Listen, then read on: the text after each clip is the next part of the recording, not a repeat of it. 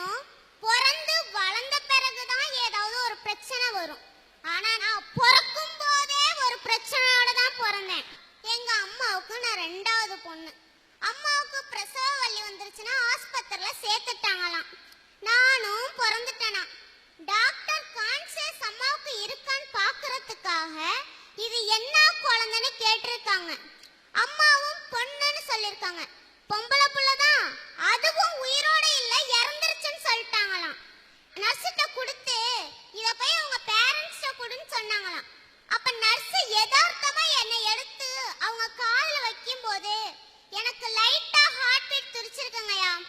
அப்ப அந்த நர்ஸ் என்ன பண்ணிருக்காங்க, அவங்க உயிர் காத்த என் மூக்குலையும் வாயிலையும் ஊதி எனக்கு உயிரை கொடுத்தாங்கய்யா. இறந்துருச்சுன்னு டாக்டர் சொல்லி நர்ஸ் மூலமா உயிரை கொடுத்த கடவுளுக்கு நான் நன்றி தானையா சொல்லணும்.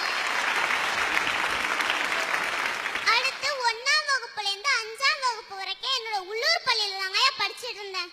அது வரைக்கும் எனக்கு எந்த பிரச்சனையும் இல்லை, நல்லா தான் போயிட்டு இருந்தது. அதுக்கு அடுத்து 6ஆம் வகுப்பு சேர வேண்டிய ஒரு கட்டம். எனக்கு புது யூனிஃபார்ம், புது பேக் எல்லாமே புதுசா வாங்கி எங்க அம்மா அப்பாவோட திருமண நாள்ல போய் என்ன 6ஆம் வகுப்பு சேர்த்தாங்கயா. என்ன சுத்தி உள்ள ஒவ்வொருத்தரும் ஒவ்வொரு விதமா என்ன கேலி கிண்டல் பண்ணாங்க.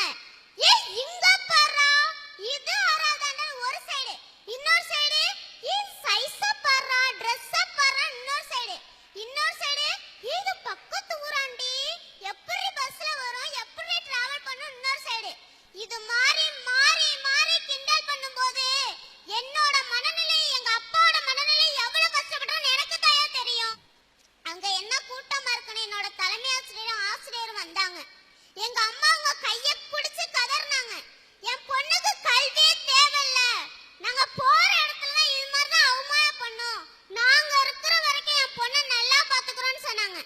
அப்ப என்னோட ஆசிரியருங்க சொன்னாங்க, நீங்க கவலைப்படாதீங்கம்மா, இவங்களுக்காக நாங்க மன்னிப்பு கேட்டுக்கிறோம்.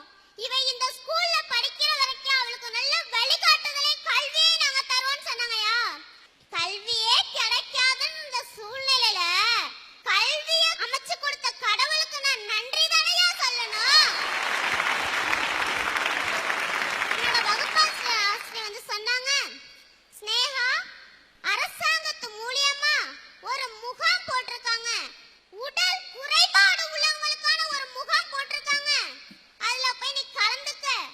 உனக்கு குறை ஏதேனும் இருக்குன்னு சொன்னாங்கன்னா அரசாங்கத்துல இருந்து நிதி தருவாங்கன்னு சொன்னாங்க. நானும் அம்மாவோட போய் கலந்துக்கிட்டேங்கய்யா. அங்க போய் பார்த்தா நான் அம்மாவை பாக்குறேன், அம்மா என்ன பாக்குறாங்க, அம்மா என்ன பாக்குறாங்க, நான் அம்மாவை பாக்குறேன். ஏன் தெரியுங்களா, அந்த முகாம்ல எந்த உடல் உறுப்புகளும் குறையில்லாம அந்த ஒரே நான் தாங்கய்யா. டாக்டரையும் போய் பார்த்தோங்கய்யா. உனக்கு எந்த குறையும் இல்லம்மா, உடல் வளர்ச்சியெல்லாம் ஒரு குறையே கிடையாது, நீங்க போலான்னு சொல்லிட்டாங்க. அந்த முகாமுக்கு போகும்போது நான் ஒரு தாழ்வு மனப்பான்மையோட தாங்கய்யா போயிருந்தேன். ஆனா கடவுள் என்ன அனுப்பிச்சிருக்காரு, நீ அங்க போய் பாரு, உனக்கு கீழே எவ்வளவு பேர் கஷ்டப்படுறாங்க, அப்பதான் உனக்கு தெரியும் நினைச்சிருந்தாங்கய்யா. என்னோட லோக்கல் சேனல் 1ல ஒரு தலைப்பு கொடுத்து பேசணும், நல்லா பேசுறவங்களுக்கு நேரலையில பரிசு கொடுப்பாங்க. அது மாதிரி நானும் ஒரு நாள் கலந்துக்கிட்டேங்கய்யா. நான் தான் வெற்றியாளர்னு சொல்லி என்ன பரிசு வாங்க கூப்பிட்டாங்க. அதுல என்ன இருக்குன்னு கூட எனக்கு தெரியாது. வீட்டுக்கு போய் பிரிச்சு பார்த்தேன். ஒரு அழகான ஒரு புத்தகம் இருந்துச்சு. அதை பிரிச்சு நான் படிச்சுட்டு வரும்போது எனக்கு தகுந்தார்மால ஒரு வாக்கியம் இருந்துச்சுங்கய்யா. உயரம் அது நமக்கு இல்லை என்று அழுது கொண்டிருப்பது நமது நோக்கம் அல்ல, இவை எதுவும் நம் முன்னேற்றத்திற்கு அவசியம் இல்லை என்பதை அறிவிக்க கடவுள் நமக்கு ஒரு வாய்ப்பு கொடுத்திருக்கிறார் என்பதை கம்பீரமாக சொல்லுங்கன்ற வாக்கியம் இருந்துச்சுங்கய்யா. உயரம் குறைந்தவன் போலீஸ் வேலைக்கு வேண்டுமானாலும் போக முடியாமல் போகலாம், ஆனால் போலீஸை வேலை வாங்கும் கலெக்டர் வேலைக்கு போக முடியுமே. நான் 10ஆம் வகுப்பு பொது தேர்வும் எழுதிட்டேங்கய்யா. என்னால முடிஞ்ச எங்க ஆசிரியரோட உதவியில எந்த ஒரு டியூஷனும் இல்லாம 428 என்ற மார்க்கையும் வாங்கிட்டேயா. அம்மா என்ன சொன்னாங்க, நல்ல மார்க் தாமா, இந்த மார்க் வச்சுட்டு உன்னால இங்க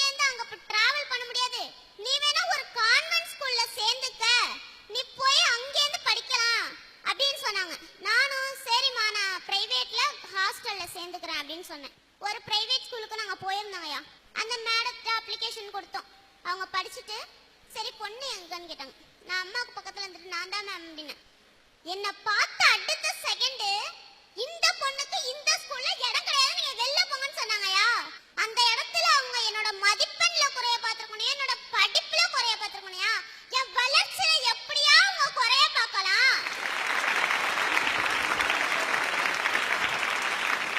ஒவ்வொரு வகுப்புலையும் ஒவ்வொரு ஸ்டேஜ்ல எனக்கு ஒவ்வொரு அடி விழுந்துச்சுங்கய்யா. இதெல்லாம் விட எனக்கு 8ஆம் வகுப்புல விழுந்துச்சு பாருங்க ஒரு அடி. அது என்னோட வாழ்ல இருக்கிற வரைக்கும் நான் மறக்கவே முடியாதுங்கய்யா. என் அப்பாவின் மரணம்.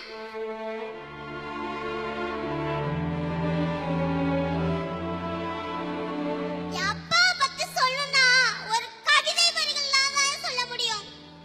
என்னை 10 மாதங்கள் சுமந்தவள் என் தாய் என்றால் என் தாயையும் சேர்த்து என்னையும் தன் நெஞ்சிலே சுமந்தவர் என் அப்பா.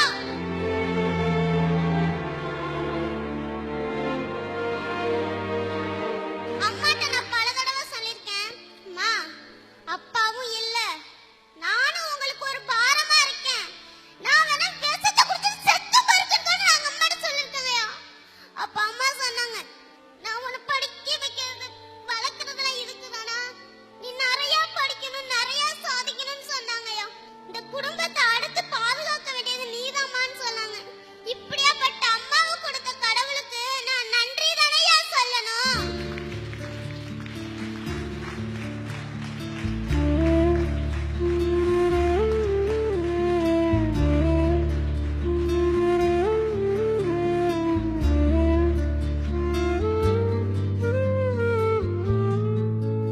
சினேகாவுடைய தாயார் மேடைக்கு வரவும்.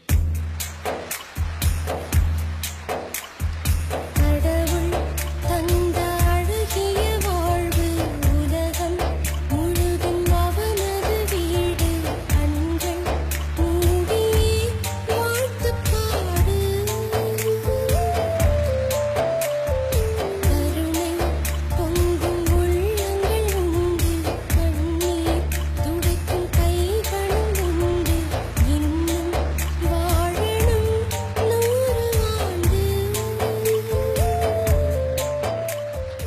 எல்லா வசதிகளும் அப்பா அம்மா எல்லா செல்வங்களும் அனைத்தும் இருந்தும் தான் விருப்பப்பட்டதெல்லாம் கிடைக்கலன்னு சொல்லி கடவுளை திட்டுபவர்களும் கடவுளை வெறுப்பவர்களும் மனிதர்கள் நிறைய பேர்களுக்கு மத்தியில இப்படிப்பட்ட ஒரு உருவம் ஒரு வளர்ச்சி இல்லாமல் இருந்தால் தாழ்வு மனப்பான்மை வரும். இந்த குழந்தை எல்லா குழந்தைகளைப் போலவும் வளரவில்லை என்ற வேதனை, கணவனை பிரிந்த வேதனை, அவரை அனுப்பிவிட்டு எப்படி தனிமரமா நின்று போராட்டம் என்று சொன்னால் இவங்க தான் போராட்டமே. இந்த மன துணிவு, இந்த தாயாரின் துணிவு, இவங்களை நிச்சயமா நம்ம பாராட்டணும்.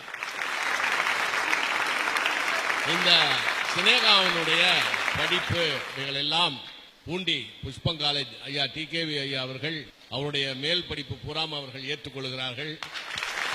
இதுல இவர்கள் தாத்தா தான் அந்த காலத்திலே மருத்துவ கல்லூரிக்கு மிகப்பெரிய ஒரு தொகையை கொடுத்த ஒரு வள்ளல் பரம்பரை, மிகப்பெரிய ஒரு குடும்பம்.